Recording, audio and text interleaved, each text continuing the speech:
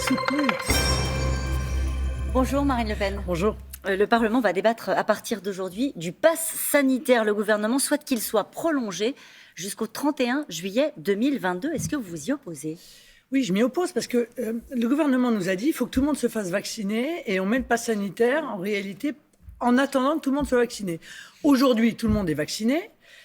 Et on nous explique qu'on va maintenir le pass sanitaire. Le problème, c'est qu'en réalité, on est en train d'apprendre qu'on sera probablement obligé de se faire vacciner tous les ans ou tous les 6 mois. Ça veut dire que c'est le pass sanitaire à vie. Or, on ne peut pas vivre avec une loi d'exception telle que celle-là. Il faut donc retrouver une vie normale. En l'état, on pourrait sortir de ce mode de fonctionnement, sortir du pass sanitaire ? Oui, parfaitement. Je crois que les courbes sont aujourd'hui très basses. Et par Ça reprend un peu, vous avez vu. Rien ne justifie, encore une fois, rien ne justifie une atteinte qui est quand même très lourde aux libertés publiques des Français. Mais on l'a vu dans le journal à l'instant, il y a une reprise en Europe de l'épidémie avec le taux d'incidence en France qui repart à la hausse. Est-ce que ça, c'est une inquiétude ? Et est-ce que ça ne plaide pas pour... Je rappelle que le pass sanitaire a vocation à s'appliquer pour que les gens soient vaccinés. Les gens sont vaccinés. Donc, soit, si vous voulez, la vaccination est décevante et à ce moment-là, le pass sanitaire n'apporte rien et il faut le supprimer, soit la vaccination est utile et dans ces cas-là, le pass sanitaire doit être supprimé. Donc, dans les deux cas, il faut qu'il soit supprimé. Et justement, on a appris, c'était quelques confidences accordées à des journalistes, que Jean Castex envisagerait la possibilité de conditionner le pass à une 3e dose. Ce serait inacceptable. C'est sans fin. Vous ferez une 3e dose, vous ? C'est sans fin.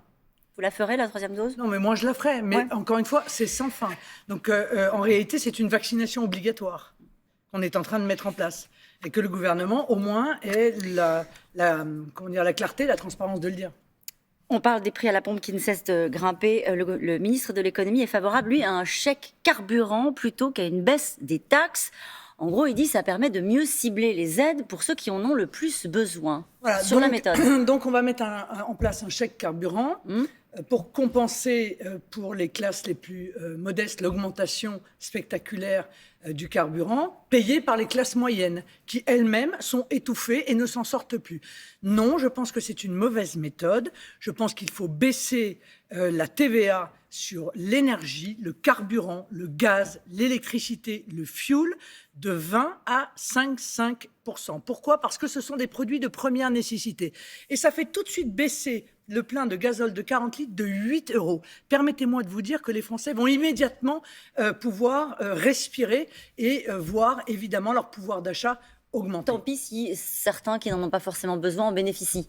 Oui, tant pis si certains qui n'en ont pas obligatoirement besoin en bénéficient. L'important, c'est encore une fois de considérer que se chauffer, circuler, eh bien, ça représente une obligation pour les Français, un bien de première nécessité. Il n'y a aucune raison que l'État perçoive là-dessus 60% du prix du litre à la pompe. 60% du prix, ce sont des taxes. C'est absolument déraisonnable, et particulièrement, évidemment, quand le carburant augmente. Mais sur le long terme, sur le long terme, il faut aussi envisager qu'est-ce qu'on va faire. Et ce qu'il faut faire, c'est relancer la filière nucléaire.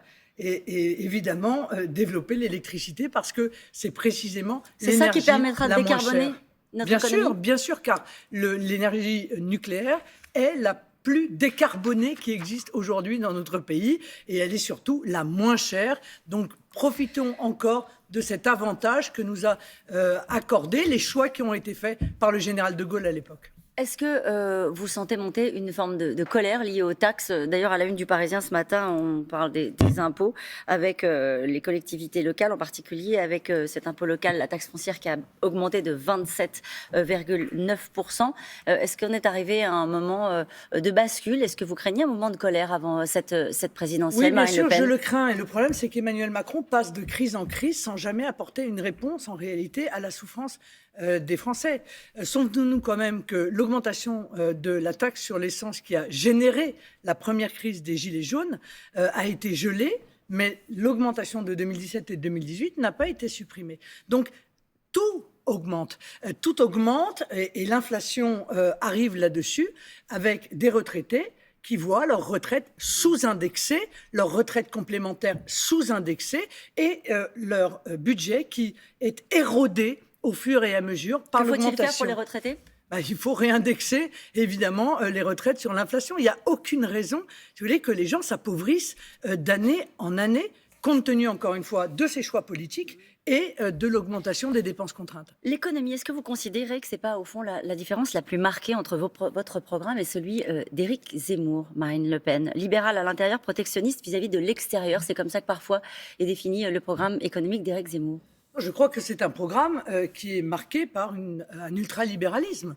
Ça me paraît être une évidence. Donc c'est une très grande différence qui existe entre lui et moi. Je veux dire, j'entends des propos, pour l'instant ils ne sont pas très clairs, mais j'entends des propos qui mettent en cause le système de protection sociale. Moi je souhaite défendre... Sur quoi par exemple ? Par exemple sur la retraite.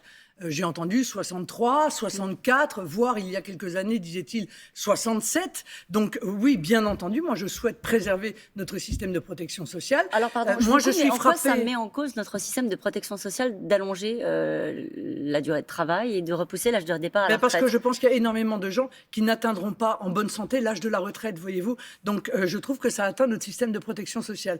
J'entends encore une fois des propos qui sont tenus sur un modèle social qui serait trop important.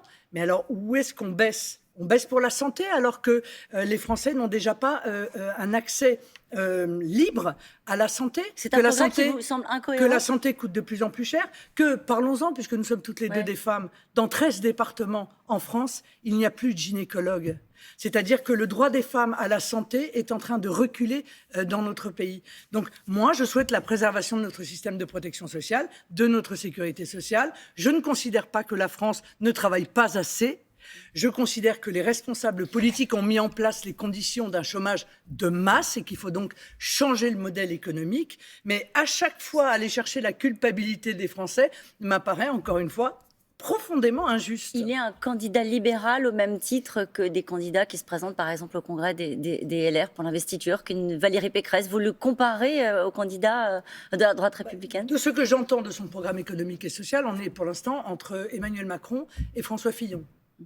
Donc moi je défends le peuple français. Je défends tous ceux, encore une fois, qui sont attachés à notre système de protection sociale. Vous parliez des femmes, Marine Le Pen. Éric Zemmour est contre la parité, il le dit. Il a peur des femmes, dit Sandrine Rousseau.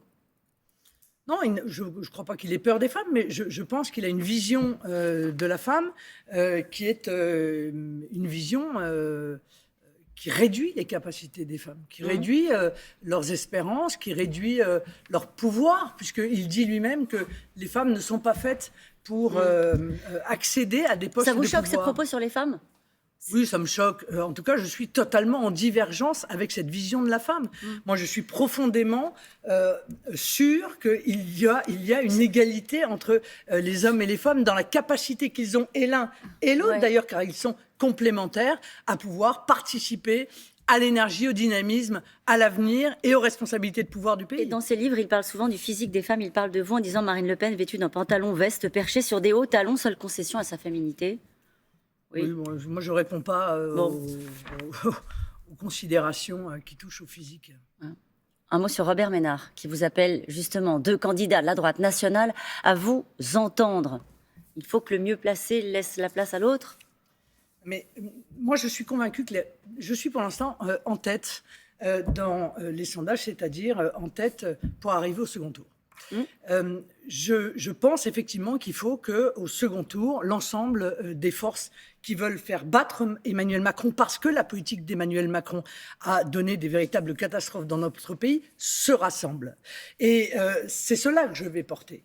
Je vais venir dire au second tour à l'ensemble des Français qui sont attachés à la nation, qui sont attachés à résoudre les problèmes de l'immigration, de l'insécurité, et de l'islamisme, qui sont des problèmes très importants, mais aussi qui sont attachés à la préservation de notre système de protection sociale, à l'aide aux très petites entreprises, aux TPE, aux PME, eh bien, de venir me rejoindre pour constituer un gouvernement d'union nationale. Parce que vous êtes en tête pour l'instant ? Mais je serai en tête. Si le rapport de force s'inversait ? Le rapport de force ne s'inversera pas. Et encore une fois, qui va défendre les Français de la classe moyenne, les Français modestes, qui n'ont pas envie de voir mettre en œuvre une politique ultralibérale dont ils souffrent déjà depuis des décennies ? Qui va les défendre à part moi ? Personne. Merci beaucoup Marine Le Pen. C'est à vous Thomas.